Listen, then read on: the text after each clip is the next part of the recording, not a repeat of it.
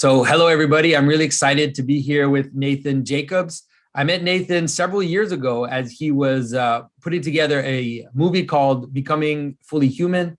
It was really exciting to see that he was aware of the spiritual crisis that we're going through, let's say, in the West, and he was trying to kind of talk about it and propose some solutions. But Nathan is also a scholar who's associated with several universities. He's written papers, books. He is a visual artist. He makes paintings and illustrations, commercial art, and ultimately he's also a movie maker in a narrative sense, where he has made just a regular story movie and is also working on some projects now. So I think he's the perfect person to talk about the moment right now, the moment in culture, reenchantment, and how Christian spirituality is related to that.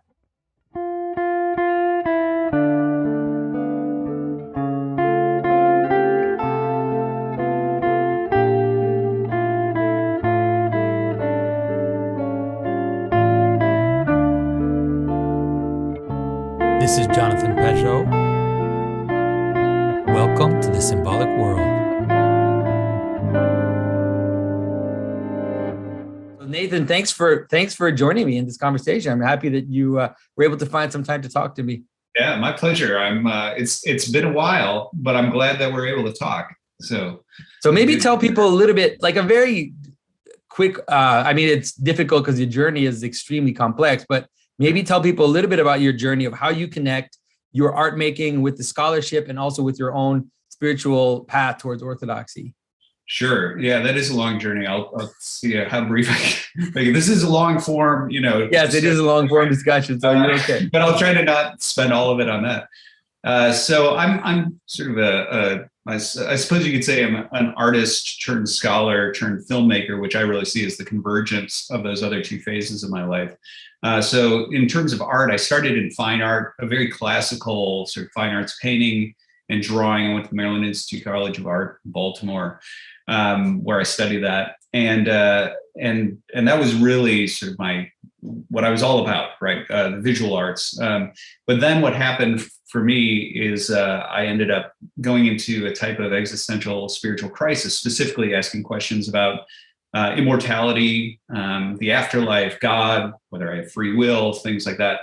And that was induced rather peculiar. I'll skip that story, but I'll suffice it to say I was very interested in things like hallucinogenics, and those played a heavy role in awakening those questions in me.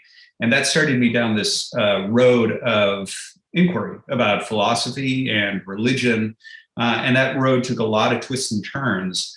I had a Christian background. My mother was a Missouri Synod Lutheran, so a very conservative form of German Lutheran, her being German and then Lutheran.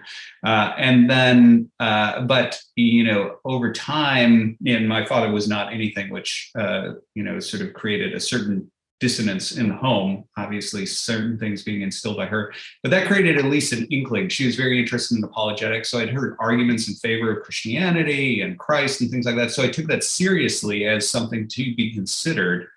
But as I dove into historical Christianity and sort of going down to its roots, largely in the roots of Western Christianity, started in Augustine, sort of worked my way out into the ancient influences in philosophy, and then forward into the way that developed in scholastic philosophy and then on into modernity, the more I became disillusioned with Christianity, actually, and over time became an opponent of it. Nonetheless, I had certain spiritual inklings about the world. I was convinced that God existed. I was convinced also that there was a significance to Christ, but I just wasn't quite sure what that really looked like. And so my own views were very, I suppose the charitable reading would be idiosyncratic. The uncharitable one would be heretical. But nonetheless, I dove into all these different philosophies. And that journey went through, bachelor's in philosophy and master's in church history and systematic theology and things like that on into PhDs, a pair of PhDs. And so I ended up doing that whole journey. And along the way, sort of started out hopeful that maybe there was something in Christianity, became an opponent of Christianity, an advocate of the God of the philosophers, and all sorts of ideas that would not be in keeping with historical Christianity, until in my doctoral studies, I discovered the Eastern Church Fathers. And I recognized this radical difference between the worldview I was reading about there and what I had studied for years in Western Christianity. And that initially just intrigued me in its own right, because I thought I had mastered the systems of Christian thinking. And so what on earth am I staring at here? So at first it was just intrigue. And then over time, the more I dove into it and explored, well, specifically metaphysics. Metaphysics is my area of main interest. And the metaphysics that was there, over time, I became persuaded of the worldview itself. And then when I discovered it was still a lived practice, right? There was actually an Orthodox church, gorgeous Orthodox church, only 2 blocks from where I lived at the time. So I went in there and saw, sure enough, I sort of scrutinized it because I was skeptical that there was still a through line, between what I'd been reading in ancient writers and that. But sure enough, there was. That ended up sucking me in. And, you fast forward 7 years later, and I'm an Orthodox Christian. But along the way, also in there, I had this convergence with film where I had this opportunity. I had always loved movies, and I loved the idea of making movies. And it was for a variety of reasons. Part of it was because I saw them as sort of the contemporary cathedrals, right? These works of art that required so many different artists and skill sets and talents to come together, which is why all those credits are there in the end, that come together and make something that one person couldn't make on their own. And so I always loved that, and I loved that mode of storytelling and all of that. But it's, who does that for a living? That's not a real job, right? Like, people don't really do those sorts of things. But I had this opportunity because of certain artists I was meeting in the film world along the way in my journey of studying philosophy and theology, who were impressed with my talents. I had a background, in not only art, but I had paid the bills during my time of, academic study in the commercial arts arena, doing digital art, as you mentioned. I was a 3D character modeler, and I worked in the video game industry. And so they saw my work and they were impressed with that. They were willing to work with me. And so at some point I just couldn't resist the idea of I get to make a movie. So its own long story, but I pulled together a team and resources and all this, and eventually sort of did the heavy lifting to get off the ground. My first feature narrative movie, which was Killing Poe, which is an ensemble college comedy. It's nicely layered the way like a Wes Anderson movie is layered, but it's not terribly deep. I wouldn't point to it as, this is, rich philosophical content, even though I think it's a good movie. But all of those things, once you sort of fast forward, I'm an Orthodox Christian, I'm a college professor, I'm well published in philosophy, in areas like not only modern philosophy like Immanuel Kant, but also ancient philosophy, the church fathers. And I've made a movie now. What emerged was a group came to me who was interested in this trend in culture concerning the religiously unaffiliated. And they said, you seem like a great candidate to do something on this, right? Because first of all, you're a former nun, right? Religiously unaffiliated.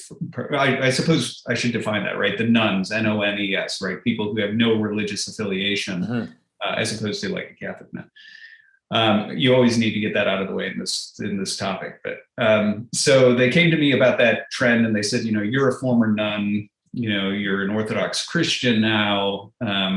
You teach in colleges, so you have exposure to this demographic, or at least a large portion of this demographic.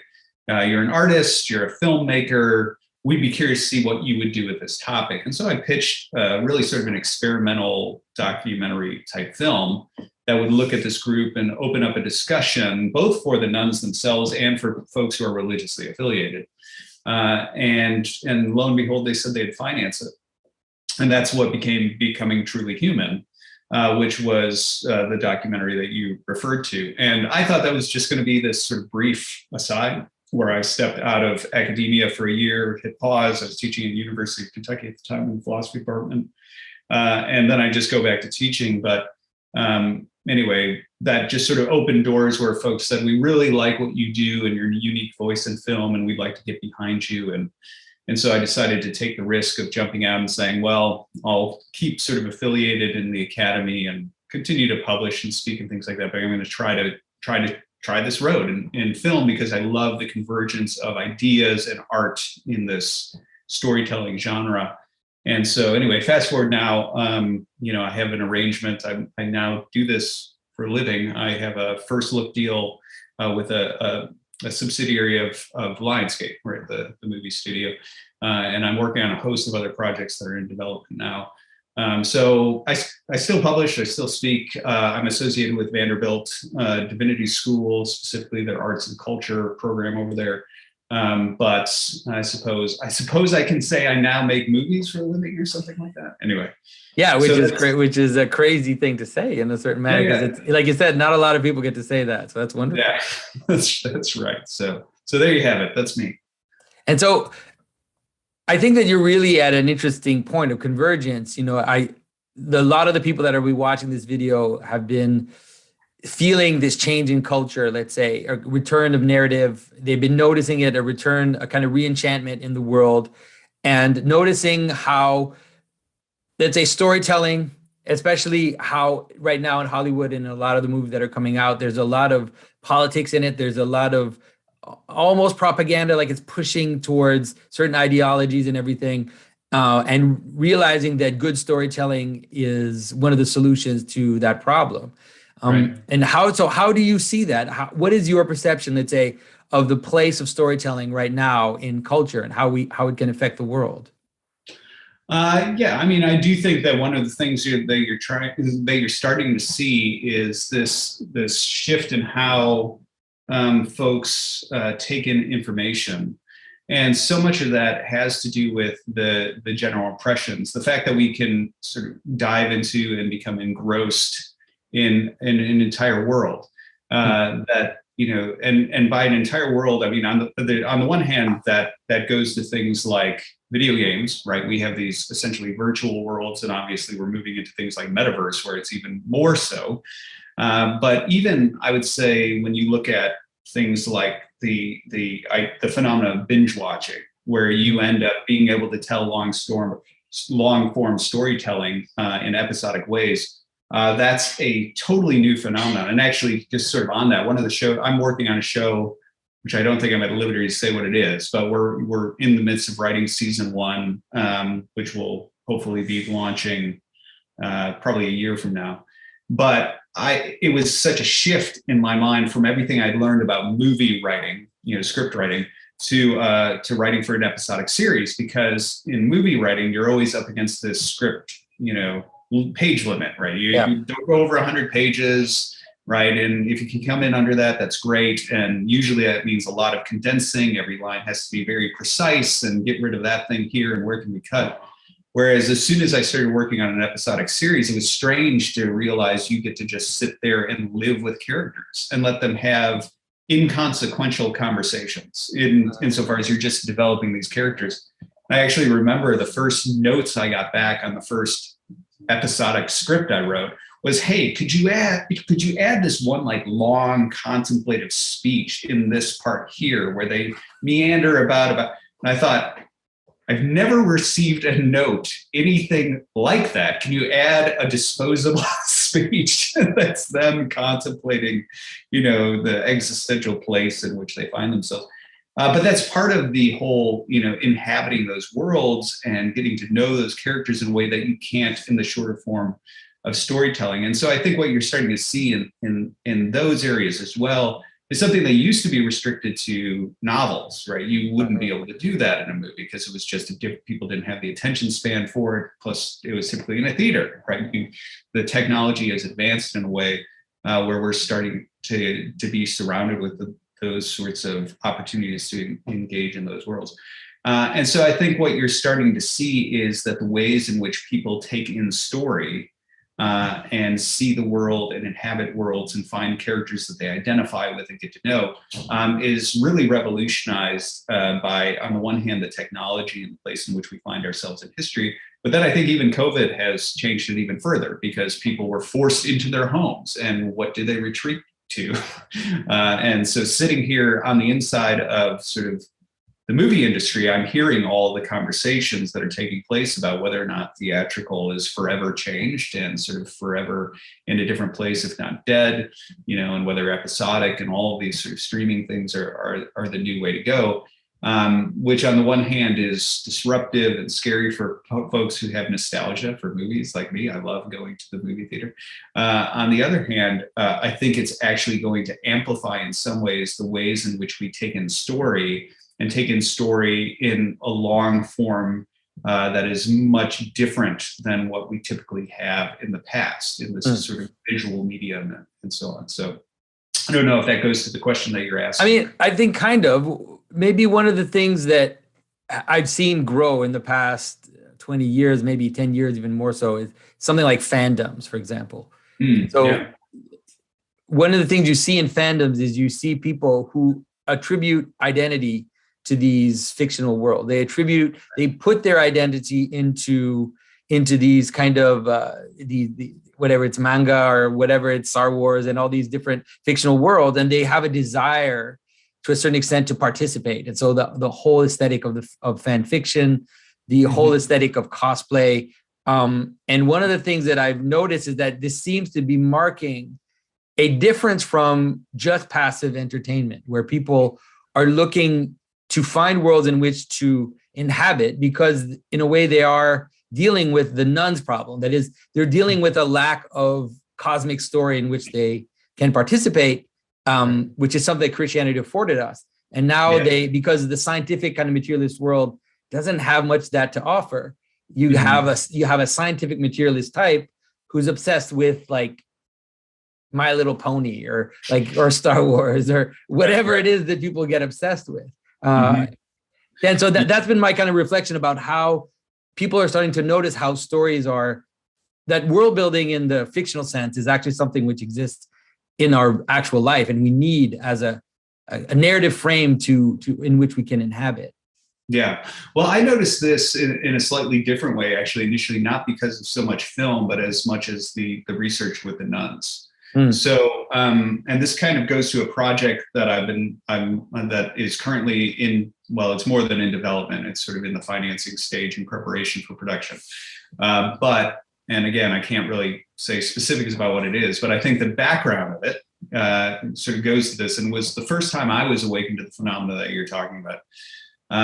So when I was working on Becoming Truly Human, you've seen it, obviously. I won't presume that everybody who's listening to this has seen it, but there's a series of interviews with nuns, right? This group of nuns that's supposed to be a representative sample of folks who are religiously unaffiliated. And in preparation for that, me and my producer, we went out and we interviewed, 60 plus religiously unaffiliated folks with sort of standard form types of questions that we wanted to know, where they stand on this, this, and this. Right?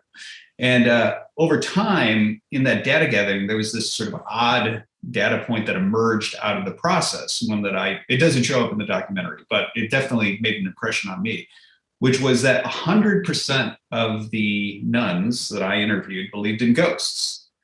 And that was a surprise to me. And what was especially surprising was, in general, the nuns are not atheists, right? So 90% of the nuns on my finding, and that's actually the same with Pew in their finding, 90% of them believe in at least God or a higher power. Only 10% would identify as atheists. But even the atheists, right, who were like, I don't believe in God, science, science, science. My apartment is haunted, right? And I thought that was so bizarre and so interesting that I thought, even the atheists believe in God, or not. I'm sorry, even the atheists, that was completely incorrect. Even the atheists believe in ghosts, right? Ghosts, yeah. I thought, well, so is this an anomaly, right, of my sample? But then I saw this article, I think it was in New York Magazine, by Clay Rutledge, sociologist, who had also studied the nuns. And the article was titled something like, "Don't Believe in God, How About UFOs?" And the whole article was about the fact that if you think who the nuns are scientific, materialist, mechanical philosophers, or something like that, you don't understand who the nuns are.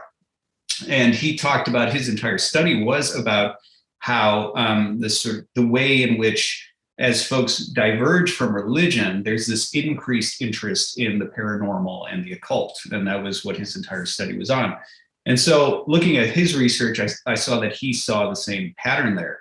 And it's interesting because one of the patterns that you began to see there was, well, there were really sort of two things that Clay identified, which I had also noticed. The one is that as the narrative of religion was diverged from, there was a different search for a cosmic narrative that began to fill in. There was a sort of ad hoc worldview being formed concerning karma or fate, right? The cosmos bringing about certain things to me, right, that are meaningful. There was a belief that the world itself is spiritual. There's the belief that our world is haunted, right? And some of those spirits are good, some are evil. And that was sort of that paranormal occult sort of worldview was what started to fill in that gap. And it wasn't only just ghosts, right? In paranormal culture, there's several subcultures, right? There's alien culture, there's cryptozoology, culture.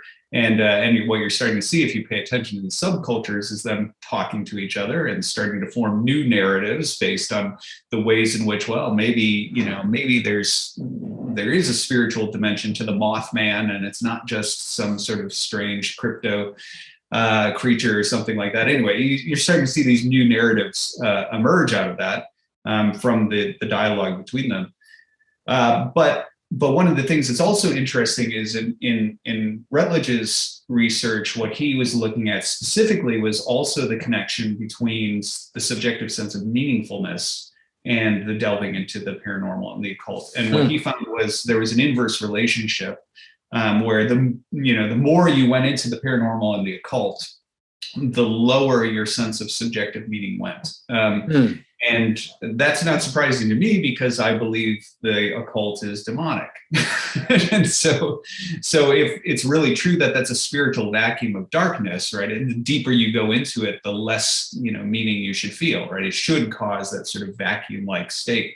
But what Rutledge also, at least speculates about is that then the turn towards certain social issues like social activism or whatever it may be starts to become the new sort of phase on the heels of that, right? As the paranormal and the occult begins to disappoint and fail to provide a satisfying narrative, there's a new narrative that emerges that, sort of drives you in that direction.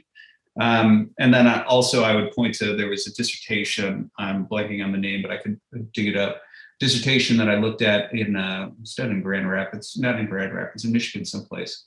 Anyway, but on reconversion of nuns. So folks like myself who ultimately ended up turning to religion and the ways in which ultimately their final turn, when they finally discover a religion that they can embrace, they embrace it fully, much more fully than a lot of the folks who are sort of culturally this or that religion. And with that, all of a sudden their beliefs, adjust, right? So if they were, heavily, let's say left-leaning in their politics, all of a sudden they might abandon some of those things as they engage in certain religious beliefs because those were actually symptomatic of the search for something else. It wasn't that those beliefs were driving them. And so what you see all these phases of narrative trading going on, where it's the religion is providing one sort of storytelling and way of looking at the world. Paranormal comes to fill in the gap when you abandon that. If that fails, you turn to a certain social narrative. And if you rediscover a religion, you quickly abandon that one too. And I think all of this really does go to the point that you're talking about, of the sense that the idea of having some sort of framework by which to understand the world, some sort of storytelling that holds it all together and places me within a story, it seems to be something that humans just absolutely need. We can't get away from, right? It's part of our very sort of essential nature to look at the world in that way. Yeah, you're totally right. Just now, Klaus Schwab just published his latest book called The Great Narrative. And so it's like the World Economic Forum basically telling us the primacy of narrative and how the world needs a story, in which to inhabit in order to kind of get through our problems. And it's like, yeah, they realize that this is necessary. Now, the question is, what will that story be? It's interesting, like you said, that what we get, let's say, as Christianity wanes, although at first it looks like atheism, it ends up being something more like a kind of confused or broken down paganism of all these stories and conflicting narratives. And the fact that people are obsessed with unexplained phenomena, right? Mm-hmm. So it's like an unexplained phenomena can obviously not give you unitive meaning. It's the very name, unexplained phenomena, means that you're constantly peering out in the darkness, like with squinted eyes and trying to figure out what these things are. And so obviously it's going to lead to this kind of breakdown in meaning that people experience, or the a kind of weird nihilism that still believes in ghosts and all these strange phenomena. Right. I mean, I do think this is an interesting contemporary misunderstanding of mystery, right? Because oftentimes what folks who are interested in that sort of unexplained phenomena, it's mystery is something that draws them in. And yet when you look at the concept of mystery in the ancient world, as I'm sure you know, like this concept, mystery, the word itself, originally, like muin, it's a verb that means to shut, and it refers to the mystery cults, right? The initiation into mystery cults where you shut your eyes, your mouth, the initiation ritual. And that's where, Plato starts to use that to refer to the mysterious one, which is basically the initiated. It's not the person who doesn't see, right? It's the person who's been initiated, so they are familiar with the mysteries. And then in Christianity, in Clement of Alexandria, for example, mystery then starts to be tied with people who, again, are initiated and are Gnostics in the good sense, right? In the sense that they're in the know. And they all of a sudden are able to see patterns that were there before. So when you look at the Old Testament texts, they're cryptic, strange stories about people drowning and giants and all sorts of bizarre stuff. And what does all this mean? And at least the way Clement and then, Origen does the same thing, the way they look at it is that those stories, like in the icon of the Transfiguration, where Christ, goes up on Mount Tabor and he's transfigured, and the apostles are there, or certain apostles are there, who see this uncreated light, and then Moses and Elijah are also there, and they're bathed in this light. At least the sort of spiritual reading of that was that the texts of the law and the prophets are just cryptic texts, the true meaning of which is evasive unless you actually see them bathed in the light of Christ. And so having been initiated, you being the initiated ones into the mysteries, actually now are in a position to understand what the patterns are there. You can actually see them properly. And so the irony is oftentimes people today will completely misuse the term mystery because it means that stuff that nobody really knows, as opposed to what it actually meant, which was you're initiated to know the stuff that people otherwise wouldn't. Yeah. And I mean, I think the fact that there's a notion that it's hidden, or that it's secret, or that it's a mystery. And even in this, there's a little bit of the way we understand it now, which is that the insight you get is beyond rational discourse. And it's more experiential. And so once you have that insight, you can't communicate it at the level of the insight that you have. And like you said, then through that perception and light, you can then see the patterns in the world. Whereas the occultist and the cryptic zoologist is only obsessed with, it's almost the opposite, right? It's almost the opposite. It's like facing all these things that I can't understand out here in the world, all these phenomena that are opaque, and thinking that that's the mystery. It's like, if I could understand the mechanical causality of Bigfoot, like if I could understand what species he is, then I would what would it really give you? Actually, he would cease to be interesting, right? He would cease to be interesting. If I could understand the mechanical. Like if I could add Bigfoot to the encyclopedia, all right, but then that's very much the opposite of like you said, this idea of moving into the initiated mystery of of the light of the divine, let's say, that you find in the ancient stories. So it's very fascinating to see the opposite. Like I have right in my town, they opened a school of witchcraft. Like it's like a 2-minute walk from my house, and you can see it, like just how, and it's also the everything people criticized about Christianity, is just there in your face. It's all about application. It's like, can I get this? Like, what can I do to get this for myself? Like, can I get this something that they want, like a lover or something? And you think, wow, man, it's all the things that people accuse Christianity of is all there in this weird occult stuff, but it's lacking the higher principle that unites it all together into like one coherent story. That's right. Yeah, very interesting.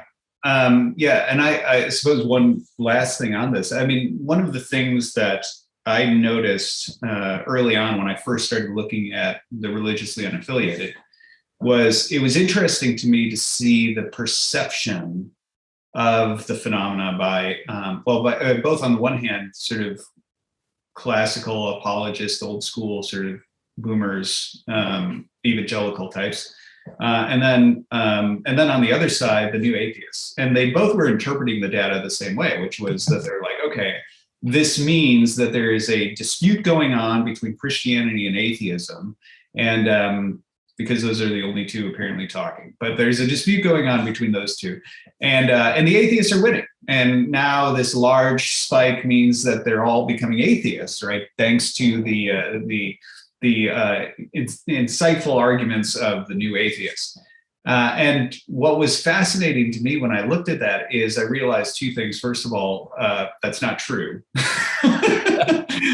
And incidentally, just as an aside before I finish this point, it is interesting that with my documentary, which sort of gives a platform to the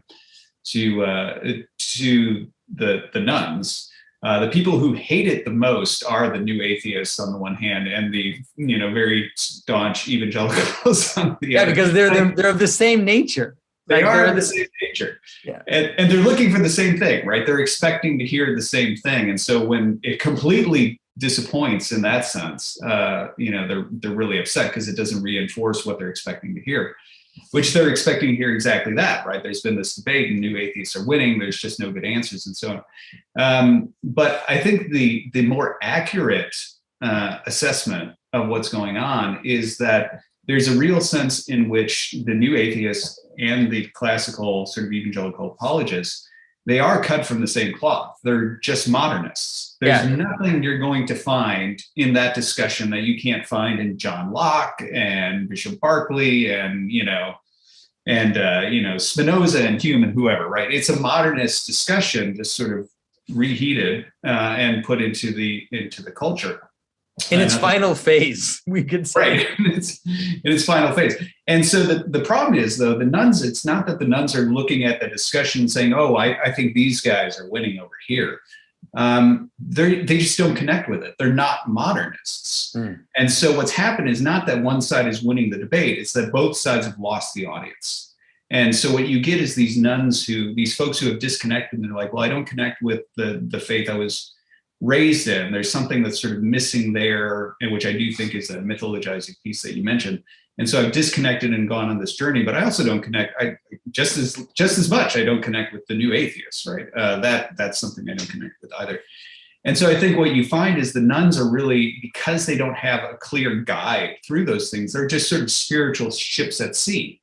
And I think that there's something good and there's something bad that's emerged out of that. I think the good thing is that they function on what you might call intuitions, right? So there are certain moral intuitions that there is right and wrong. Now, they're not doing it super sort of analytically, right? But they have this vague sense that there really is real right and wrong. They have a vague sense that there's meaning in the world. They have a vague sense that what they mean by karma is obviously not an escape from a cycle of rebirth, because most of them are unsure what happens when you die. So, but they do mean like what goes around comes around, right? Good deeds and somehow come back to you in the cosmos and things like that. And so they have this intuition that justice and reward is somehow tied into this whole system. So they have a sense that the world is spiritual, that they're spiritual. They don't really know what to do with that on a practical level, but there's all these sort of vague intuitions. And I think on the one hand, I think there's something good and right about that, right? I think we are not just minds. And so when we function like rationalists who neglect these other sort of ways of intuiting things about the world, we really neglect something very important about understanding the world. And so there's something to be said that's positive there. But I think the problem is, just like if you're purely a rationalist and you ignore those things, if it's just intuitions without the guide of reason or anything like that, you run into other problems. And that's where you just get neo-paganism, which is exactly, what you're talking about there. Yeah, and the kind of new age mush, or people, falling into gurus and all that kind of stuff is just, it's just all these different things that are going on as the Christian narrative is being pulled out of society. We're seeing all these things going on, but I do feel like there is at least I've seen in the past few years, there's been a new space that's been opening up for, let's say, for talking about Christianity in a new way, or it's not a new way, it's really the old way, but it's the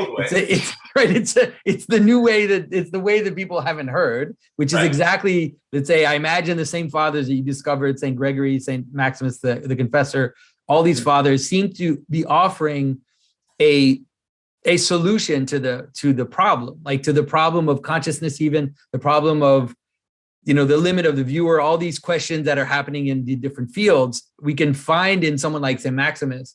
I did a conversation with Father Maximus Constance just a few weeks ago about St. Maximus the Confessor. I was really surprised. Like it went up to like 20,000 views super fast. I'm like, this is a bit opaque a subject, but no, it's not opaque a subject. Like St. Maximus is really key to the issues that we're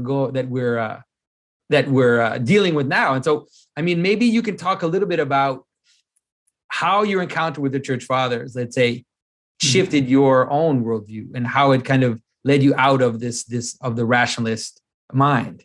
Yeah. I mean, now that's a big topic, but sure, let's sure, why not? Let's give it a whirl. So I think, for me, there were a couple of different things that was happening, and I don't know that I can talk about the way they were such an antidote to where I was at without talking about exactly where I was at. So when I dove into historical Christianity optimistically, like I said, I thought there's some significance to the person of Christ. I'm pretty sure that's true. So maybe delving into historical Christianity will be the right road to get to whatever it is that I'm looking for. But it was heavily disappointing. And I think one of the things as I dove into Western Christianity, I started finding certain patterns in the metaphysics that I found deeply disturbing. And those deeply disturbing patterns, they concerned anthropology, they concerned creation generally, and they concerned the doctrine of God. And so I'll try to go as quickly as I can through these things, knowing that it would take much longer to go at the depth I'd like to.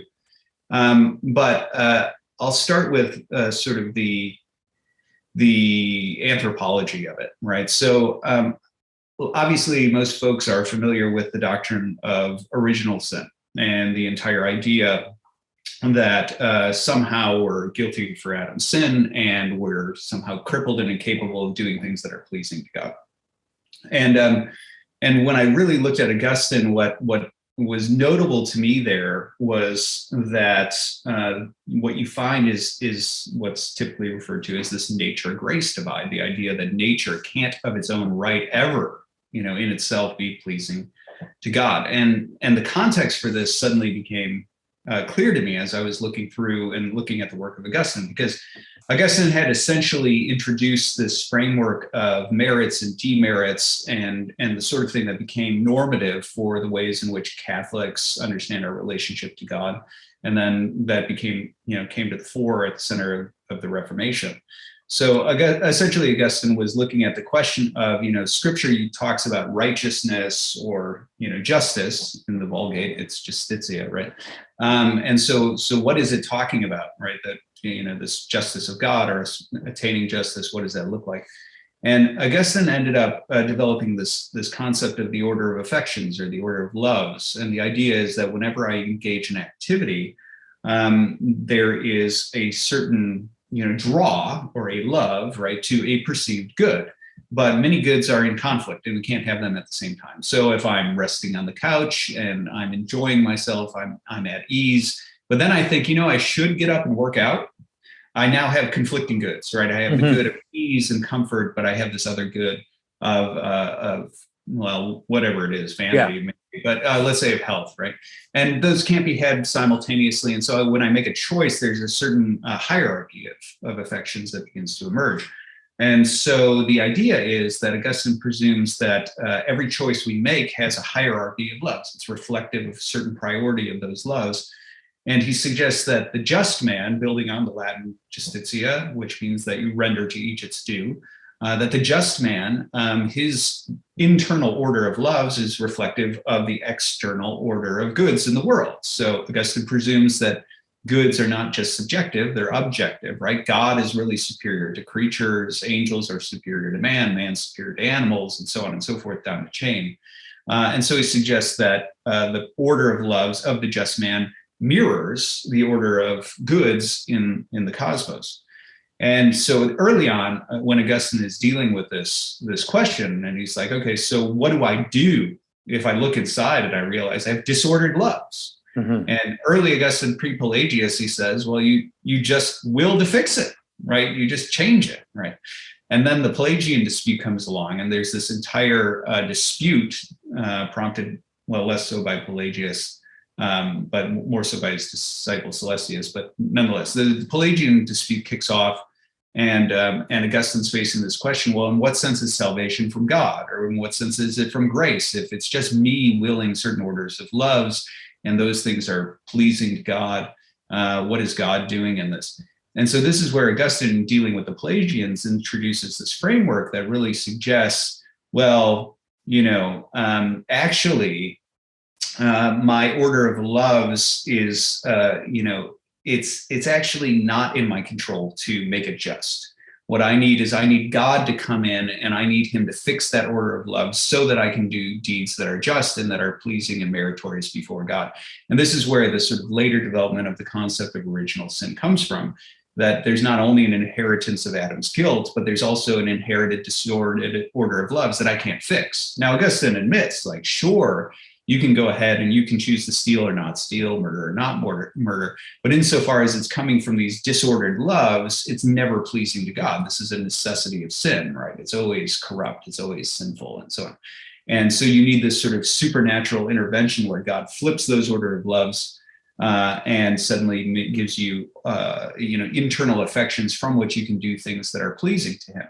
And then to make sure that Pelagius didn't have a leg to stand on, he suggests that even in Eden, before the fall, even though Adam could have done things that were pleasing to God, it was only because of this prior grace that, comes into that's there already from the outside, what he calls original righteousness.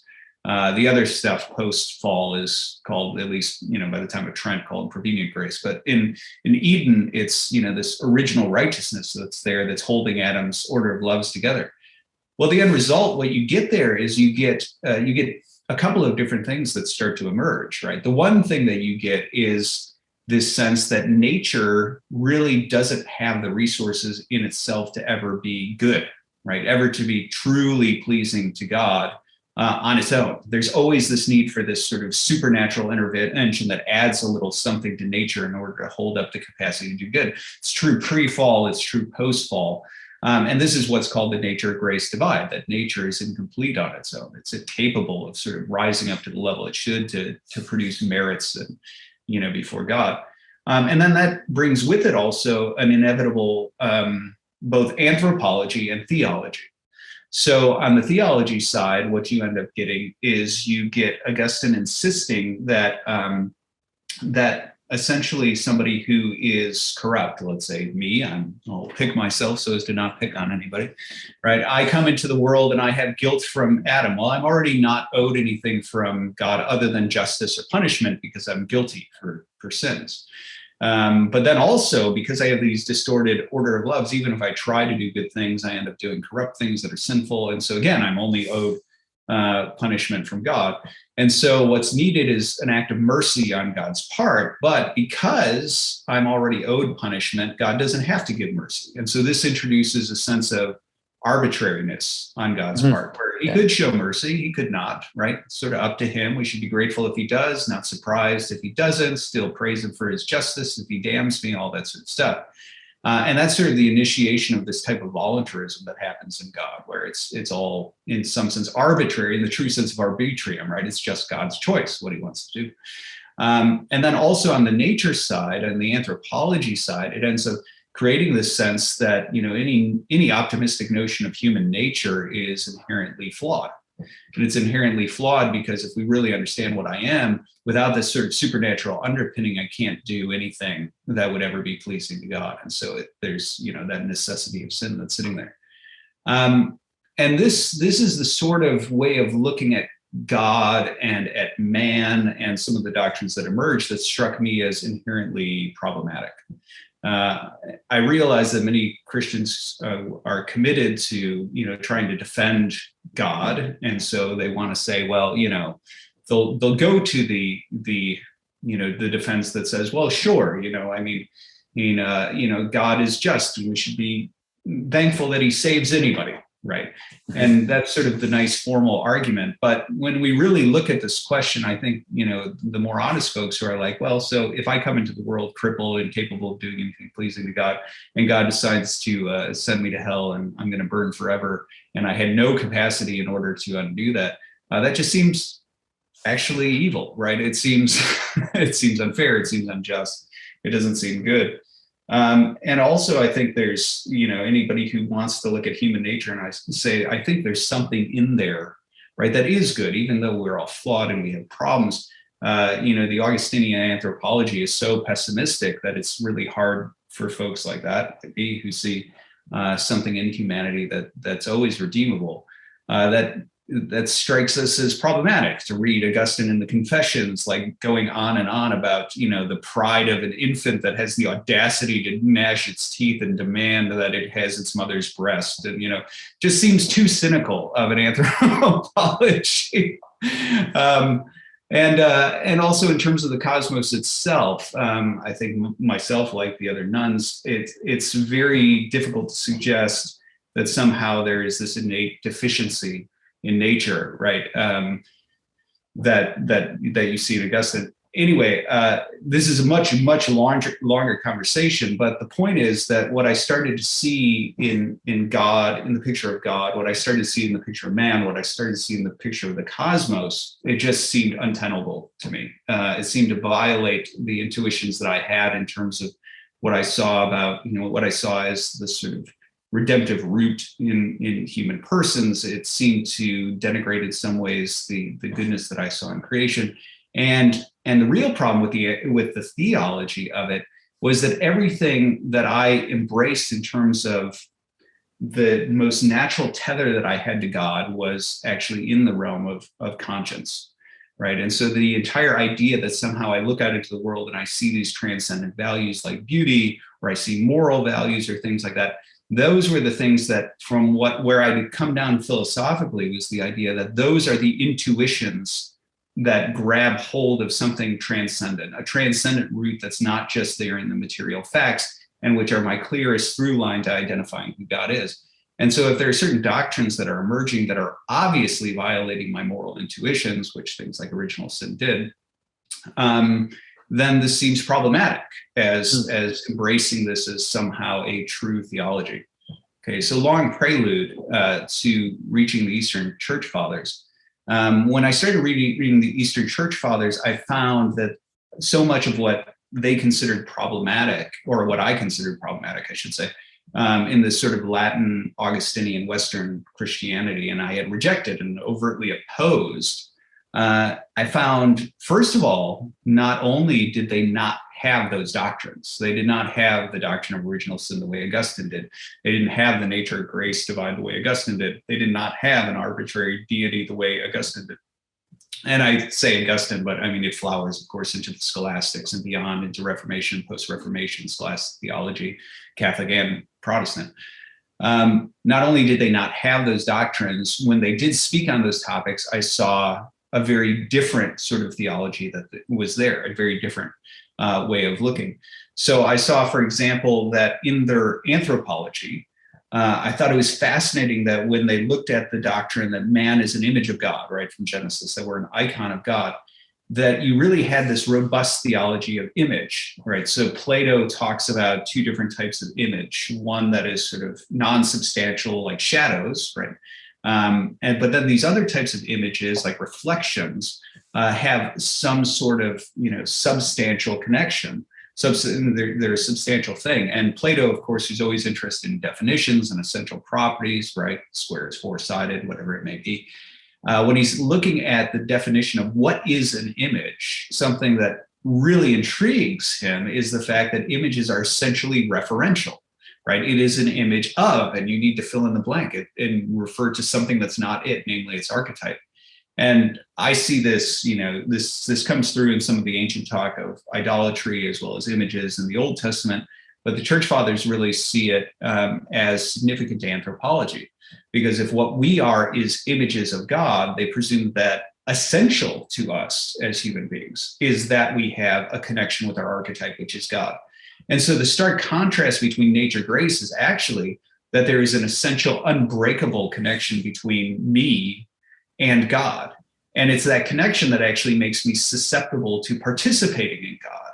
And so the fall, rather than being sort of this loss of some, arbitrary gift that God may or may not give, really had to do with just a distortion or a covering or a tarnishing of something that's there. And redemption had to do with sort of untwisting that or unburying it, because essential to human nature was this sort of root connection with God that could never be broken or destroyed, which was such a stark contrast with the nature-grace divide. When talking about God, the idea that God essentially wills the good of creatures, such that people like Atheists suggest it would be unworthy of God, right? It's out of step with God's character if humanity falls, demonic schemes take over, and he doesn't redeem us, right? Like, that's inconceivable. And in fact, it's interesting when you look at certain things like the Philokalia of Origin, which is edited by, Basil of Caesarea and Gregory of Nazianzus. So it's sort of a proved text of Origin. The ways in which, when they look at this, it's really sort of certain readings of scripture, such as Romans 9, where God maybe sort of just chooses Moses to bless and Pharaoh to destroy, which is a sort of common Western trend, at least in certain theological circles.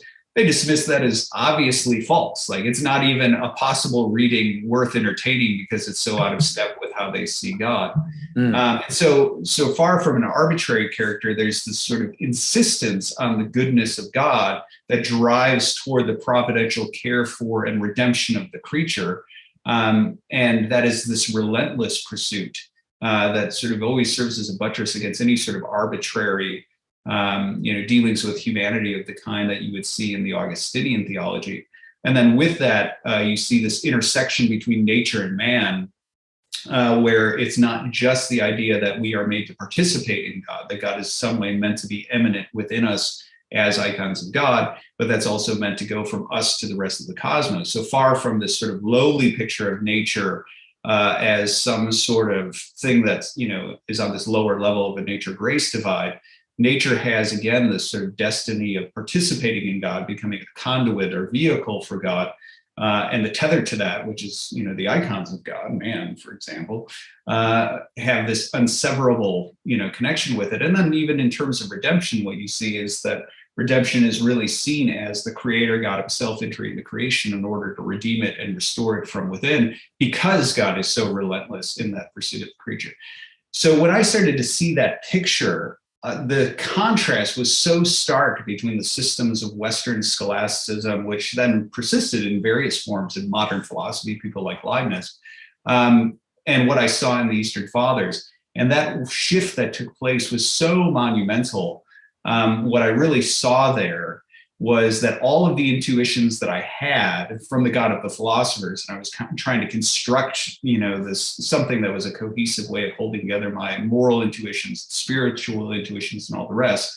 I realized that I didn't need to construct it, right? It was already there in these fathers. And not only were they claiming that it was there, it wasn't just sort of a system of philosophy, according to them, right? It was the system of the cosmos, right? Because it was rooted in the very facts of the nature of the world itself and this event of the incarnation. So that's, I think I totally, obviously I totally vibe with what you're saying in terms of the difference. I find it interesting that, because when you were talking about this hierarchy of loves, I actually just did a conference for a college here in Ontario about Dante and his hierarchy of loves. And I feel like there's still, like, even in the West, there was still some, because in Dante, you get a sense in which the world, you could see it in different ways. Like you could see the world as this permeation of God's love that descends through different intermediaries all the way down into hell, or you could see it the other way, which is levels of separation depending on how your loves are oriented. So it seems like there's still possibility within even at least the Western storytelling to find versions of something which is more like the notion of God's love, which actually fills up the world and is, like the idea that, like St. Ephraim's notion that the fire in hell is God's love, basically, that it's actually this fullness of reality. And so anyways, I just thought of that because I just did a conference on this idea of like, of the how the goods fit into each other in Dante's scheme, let's say. Yeah, well, I do think you're right when you look at also, I mean, another place you could look is Bonaventure, right? So, so you do see, especially I think in Franciscan strands, especially but not exclusively in the Franciscans, I think you do see these remnants of this sort of cascading divinity, which is really, I think, the picture that's there, where when you look at the Eastern Fathers and you look at the idea of what the cosmos, untainted, unfallen is supposed to be, and then what it's supposed to become again through redemption, what you really do see is this sort of, this Trinitarian sort of sharing of divinity, right? In the sense that you have the Father who has, the divine nature and gives it to the Son by beginning and the Spirit by spiration. And then that these are supposed to then cascade down into the hierarchies of angels, right? The nine hierarchies that you see there, where there are higher angels and lower angels, and some have a greater capacity for God than others, and it sort of cascades down into these, which then cascades into the lower order of angels. And then there are ministering spirits who are supposed to, in some ways, cascade and minister to us as human beings. But human beings being this sort of hybrid of spirituality and organism, who have within us the material of the cosmos, is supposed to then cascade from us to lower things, such as animals and plants, and all things are supposed to participate to whatever degree they're able, right? And this is where I think an analogy I always like to use is to think in terms of the sort of creative genius of a musician. Like let's say we'll just use Bach as shorthand. And if we had Bach here and we wanted to show forth his genius and let an instrument participate in it, if we handed him a triangle, right, he can't do too much with that, right? I'm sure he could do things that would impress us more than I could do, all that, but it's very limited. It's inherently very limited in its capacity to participate. Yeah, and the nature of the object itself. Yeah. Yeah, and whereas we give him a piano, that's a totally different story. Right? Yeah, but the triangle can participate in the good fully. Right, to the extent that it can, like a rock can participate in the good fully to the extent that it can. It can't participate more in God without actually abandoning its own nature. Like it has to, in order to preserve its identity, it has to be at its level, let's say. Yes, and yet, then if we place it in the context of an orchestra, it has a greater share in it, right? In the sense that now the triangle, even though it's still bound by its inherent limitations, it's sort of wrapped up in this larger participation of an orchestra itself.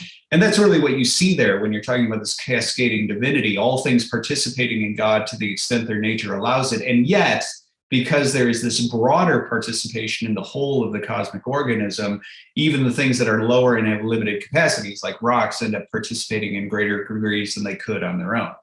So I think you see that that's clearly the picture of the Eastern Church Fathers and the way they see the cosmos. And I think you're right to see people groping toward that or trying to retain that in some ways in various aspects of the Latin West. But I think this goes to another area that struck me as critical in terms of a difference between East and West. And this has to do with the topics of divine simplicity and the essence energies distinction that you end up seeing there. So in the Latin West, one of the sort of critical moments that happens in Augustine's own thinking is this idea that God is a super simple essence, right, is the term that he ends up using. And this is largely due to the influence of Platonism. Now, I'm not doing the dirty trick where you say like, oh, it's Platonism, so it's bad. Actually, big fan, Plato, big fan. A lot of truth there, big fan. And I think there's a lot of resonance in, between Plato and the Eastern Church Fathers and things like that. Yeah.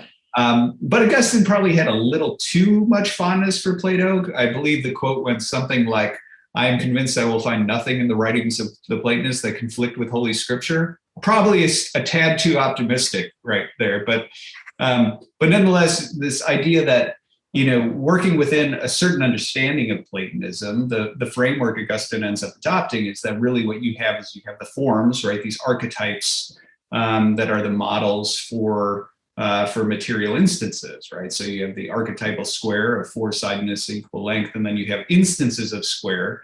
And the instances are always related to materiality, right? And that's where you get definite size and you get color, and you can also have imperfections and number and all that sort of stuff. And yet the forms transcend all of that. And so they transcend those sorts of accidental properties. But then for Augustine, God is, the good, or the form of the good that transcends even those other forms. And so there's a certain simplicity that emerges there that's even above that of the forms, because a square, for example, has four-sidedness, equal length. It's complex, right? Yeah. So it's essential, but it's not simple, right? And God is beyond even that. Well, that creates all sorts of challenges that basically set the tone for most of what the scholastics are going back and forth about. It sets all sorts of challenges for scholastic theology, precisely because when you start to ask these questions like, there's obvious ones like the Trinity. If you have super simple essence, how do you have several persons? But even issues like divine knowledge, right? If God doesn't have accidental properties, because accidental properties like color or size, these shifting properties are properties of matter, and God is above all that. And God can know that I'm, waving my hand right now. Isn't that a shifting property in God? Or if I make a free choice and my choice could be otherwise, doesn't mean that's a property in God that could be otherwise. And so how do you have God have knowledge of the world? Or how do you have God make free choices himself if free choices are choices that could have been otherwise? And all of these sorts of things that unfold in scholastic thought that become major problems for how to embrace this sort of form of this form of theology, or, this Platonism, this simplicity doctrine, while still affirming the things of Christianity. And one of the things that you begin to see is one of the standard solutions in terms of how they deal with this is basically internal relations versus external relations. And so the Trinity is an internal relation, the super simple essence relating to itself as Father, and in this sense, it produces a relation, also an identity, not only as Father, but also as Son, and the love between those and things like that. So it tries to make the Trinity not an additional property or something like that, but a relational sort of phenomena out of sort of the essence self-relating. And then you have external relations where, God as the first cause affects the material world in a certain way. And the effects are external relations of God that in some ways sort of solve this problem. And that's how they try to do it. Incidentally, personally, I think most of these solutions don't actually work in solving this problem. But nonetheless, they do their darndest to make sure that they try to make them work. But I think the big challenge that you see is because of the doctrine of simplicity, and that particular form of the doctrine of simplicity, God is never really eminent in creation in the way it would be in the Eastern Fathers. So grace, for example, officially, according to the Catholic Church, right, it's created, right? It is created grace. And why is it created? Well, because it's an effect, right? When you're talking about the presence of God, he's present via the effect.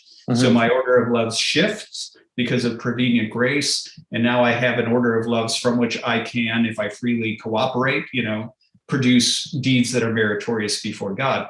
But that's not in any way a part of God in me, right? God is in me via the effect that has been wrought upon me. And that's why grace is ultimately created, because it's all creature over here. Whereas for the Eastern Fathers, yes, they talk about divine simplicity. But when you look at their talk of divine simplicity, there's all sorts of ways in which it's very different than that. So Gregory of Nyssa is very clear, contra Antinomians, that yes, the divine essence is simple, right? Whatever God is one thing. This sort of, the divine nature is simple.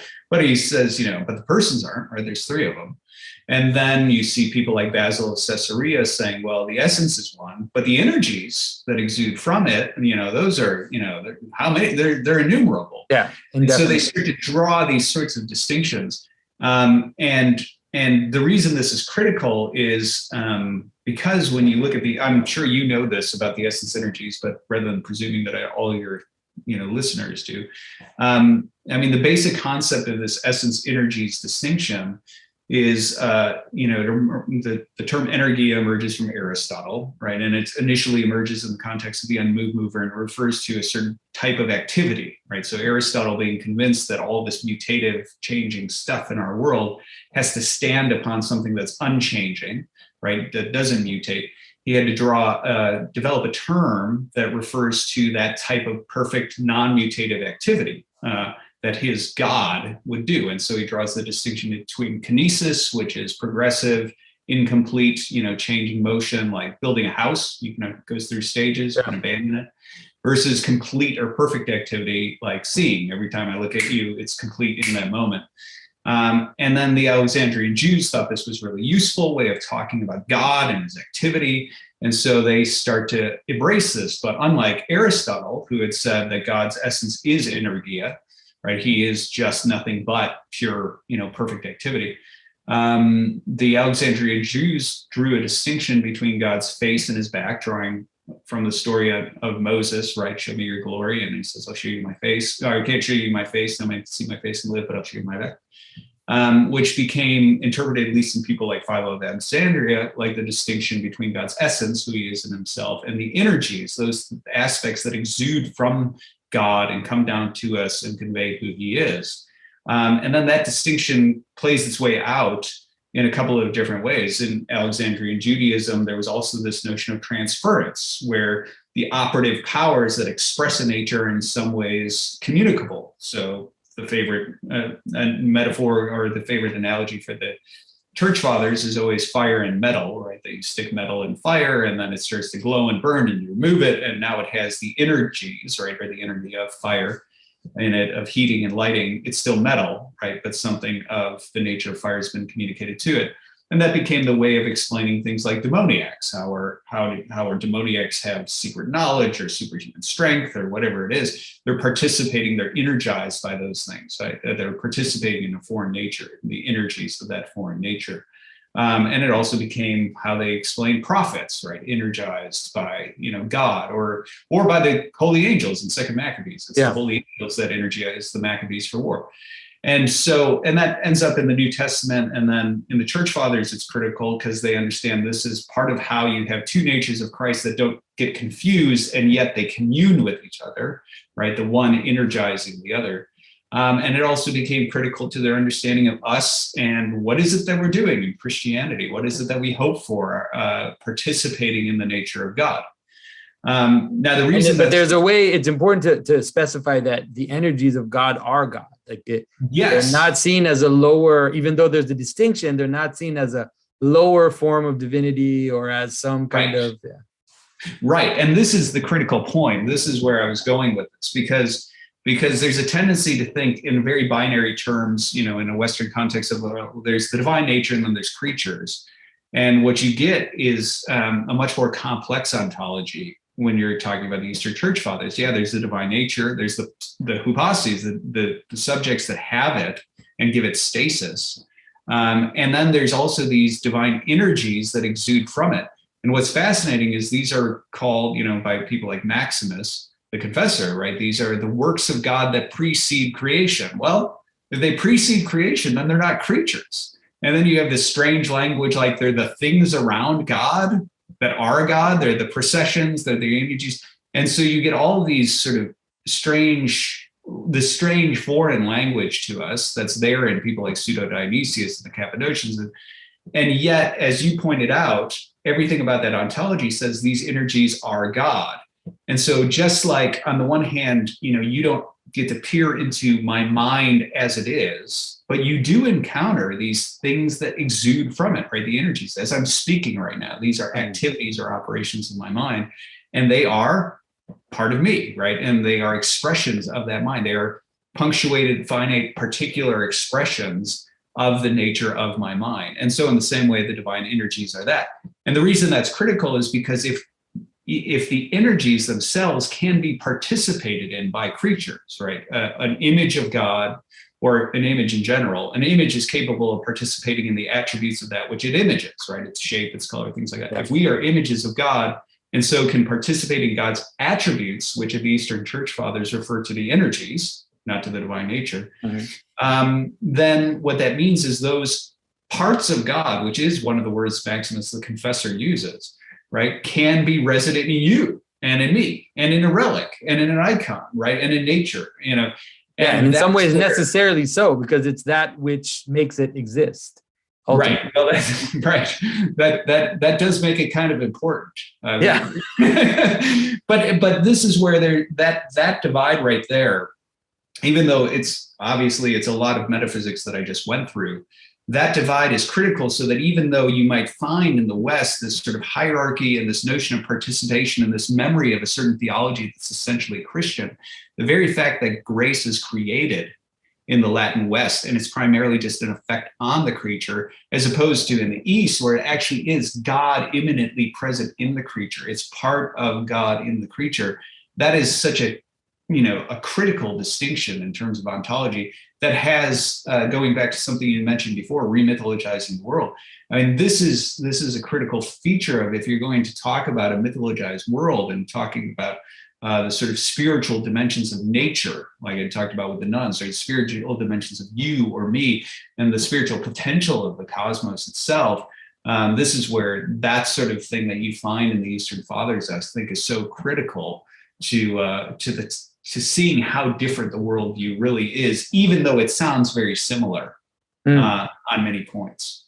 And then I think in many ways it also comes at a point where, let's say, the strong dualities of modernity are kind of breaking down, and we can see already the problem of this created grace problem, or the creature as outside God, is the problem of a kind of radical duality, even though it's maybe not formulated that way explicitly at the highest level. It ends up playing out that way, where you have God above, and then all these things that are created out there, and there's an arbitrary relationship of will between God and the world.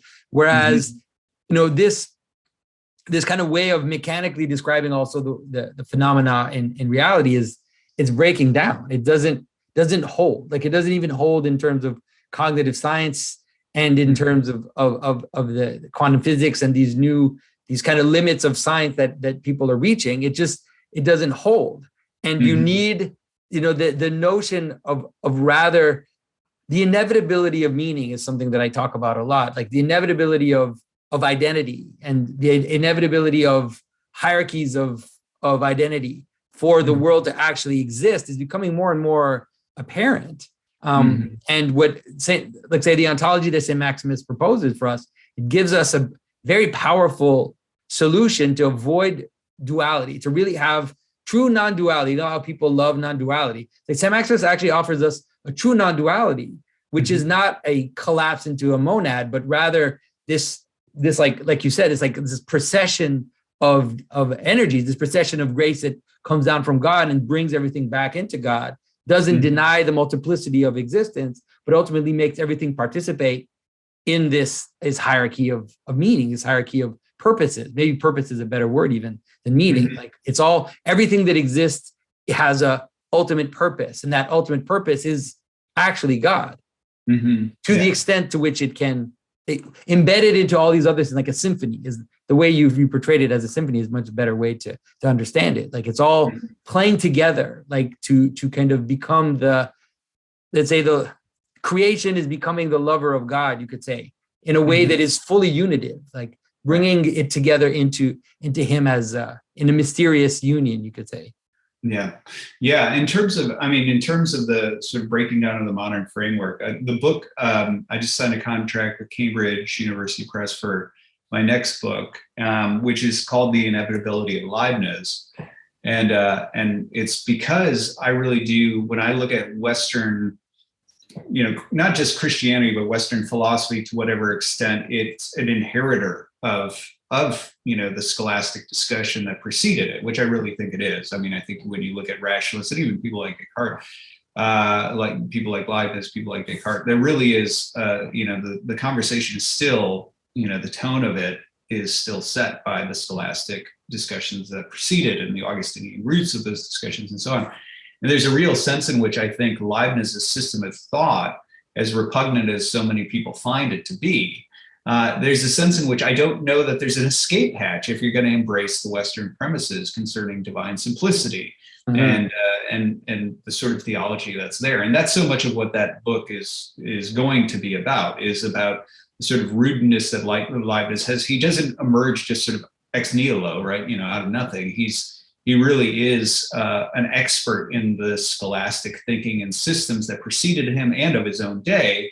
And he's a systematizer of them. Leibniz is explicit about this, that he's a systematizer of them, and his entire, theodicy and the idea of, ours being the best possible world and all of that, and proceeding from these divine decrees of God assessing all the possible analytic, outcomes that are there and choosing the best. And so I think there's a sense in which there's no obvious escape hatch from Leibniz if you're going to accept the Western premises. Well, do you think that some of the like multiverse type discussion and the infinite universe type discussion is a way that materialists are trying to deal with this problem?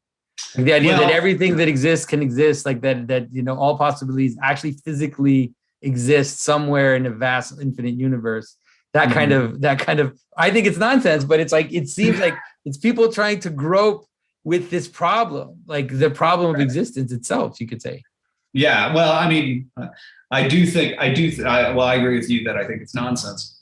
And I do think there probably is some of that. But the problem you inevitably run into is, at least with a multiverse theory, at least when it's used as a way to try to explain existence itself, right? It always runs into the problem that everything about the multiverse theory requires the prior features of mathematics. And the features of mathematics are things that, as far as we can tell, are only accessible to and produced by and, entangled with, mind. And so you still don't sort of escape this sort of mental phenomena. And I toy with this whenever I'm talking about ways that people try to escape Leibniz. It's that they'll either go to the absurd and they'll just choose randomness. And for some reason, randomness is better than picking Leibniz's incredibly rationalistic, rigid system. Or they'll end up, just trying to multiply, the number of possibilities that are there, similar to the way the multiverse does. But there's something that's inescapable about it once you've embraced this sort of rationalist framework. And that's where I really do think the only way to truly escape it is to avoid the type of rigid ontologies and dichotomies that are there in the first place. And that's where you really do need the sorts of things that you find in people like Maximus and in the Eastern Church Fathers, which really do find an alternative, provide a very real alternative way of looking at the cosmos and at ontology and the ways in which God and world interact. I really do think that's the only real escape hatch. I don't think there's another. Great. Look, we've been going for a while, so I think that's a good way to end. Is like there is no other escape hatch from Leibniz. So listen, Nathan, this was a really wonderful discussion. I really appreciate it, and I'll definitely be keeping tabs on your upcoming projects. And once you are allowed to talk about your projects, it would be nice to have you back because one of the things I'd like to help people think of is how is it that artists today, especially artists that are Christian, how can they create in this world? Like, how is it that they create something that is both connected to the world in which they live, but is pointing towards the good and the true, and the beautiful? And so that'll be our next conversation if you're okay with that. Oh yeah, I'm absolutely okay with that. Happy to do it. All right, and so thanks for your time, and everybody. Hope you enjoyed this. You can find Nathan online. You can look. Nathan Jacobs has his website. You can see his writing. You can see his visual art, and also, the 2 movie projects that we talked about. And so thanks everybody for your attention, and we'll talk very soon. As you know, the Symbolic World is not just a bunch of videos on YouTube. We are also a podcast, which you can find on your usual podcast platform. But we also have a website with a blog and several very interesting articles by very intelligent people that have been thinking about symbolism on all kinds of subjects. We also have a Clips channel, a Facebook group. There's a whole lot of ways that you can get more involved in the exploration and the discussion of symbolism. Don't forget that my brother Matthew wrote a book called The Language of Creation, which is a very powerful synthesis of a lot of the ideas that explore. And so please go ahead and explore this world. You can also participate by buying things that I've designed, t-shirts with different designs on them. And you can also support this podcast and these videos through PayPal or through Patreon. Everybody who supports me has access to an extra video a month, and there are also all kinds of other goodies and tiers that you can get involved with. So everybody, thank you again, and thank you for your support.